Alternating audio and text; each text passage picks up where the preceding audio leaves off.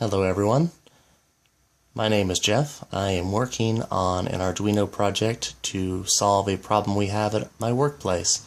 Currently we have a bunch of electric cars, which is awesome, but we don't have enough charging stations, which is not.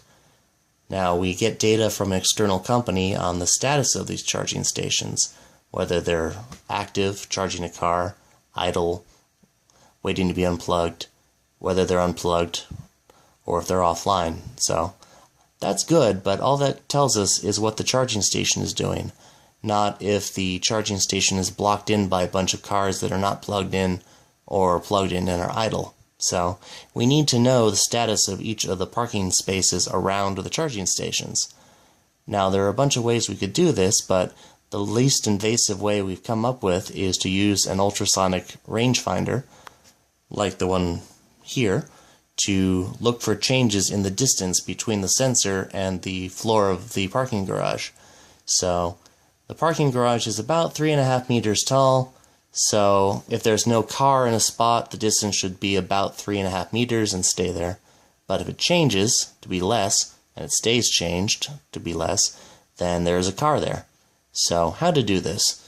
The design that I came up with was to have an Arduino acting as a bus master, controlling a bunch of other Arduinos acting as slaves, with each slave being connected directly to one ultrasonic sensor and being mounted above a single parking space to determine if that parking space is occupied or not. Now, how to access each of these slaves to provide the distance from the roof to the sensor.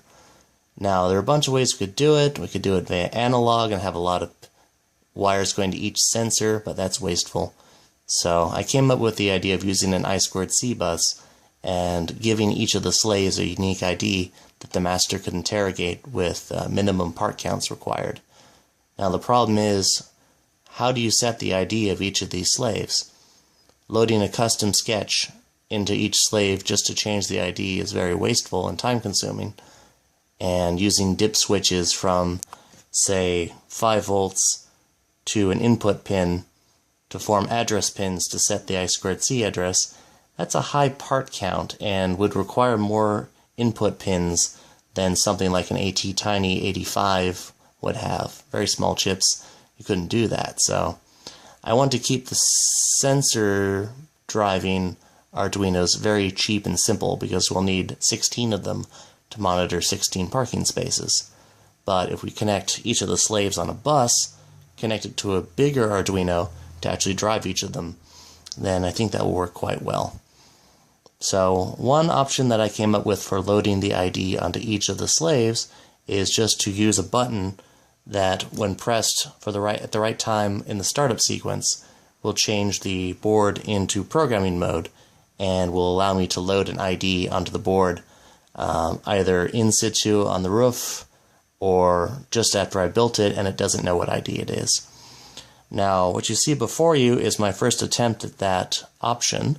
This is a Boarduino, which is an excellent Arduino clone made by the company Adafruit. Just like the Arduino Uno and some of the older boards, it has the standard ATmega 3828P chip on it. All of the I/O pins, power, ground, they're all exposed via solderless breadboard friendly pinouts. And I can start prototyping right away without having to solder anything or do anything special. So you can see the board right now is blinking.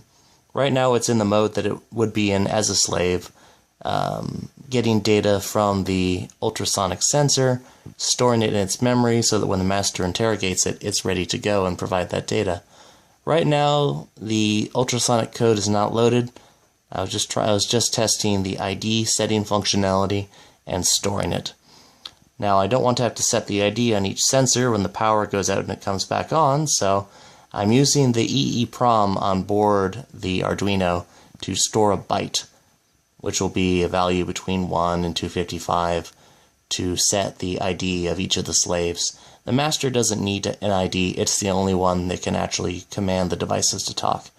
So, right now, the board, if it doesn't have an ID, will default to ID 1, but in order to avoid bus collisions, obviously I need to change that. So to do that, I currently have this pin connected from 5 volts through a pull-down resistor into a digital input, which I'm using the pulse-in function of the Arduino IDE to read how long a pin stays in a logical high once it goes high, and use that to determine how long the button is pressed. And when I press the button at a certain point in the board's startup, it will enter programming mode, and then I can press the button to set the ID and then press and hold the button again to save that ID, and it will be stored to the EEPROM, so the next time the board boots, it will get the ID from the EEPROM, see that it's valid, and use that to respond when the master interrogates it. So I'm going to press the reset button of the board and then press this button to actually control programming mode. And this LED will turn on for 2 seconds to indicate that the board is starting up, just to give some good indication what the board is doing without having to connect a serial debugger or anything to it. So I'm going to reset the board and then press this button within 5 seconds. I've set that as a delay for programming, so if 5 seconds goes by, it will just boot. So it'll blink the current ID, which is 4, and I'll press and hold this button for a couple seconds.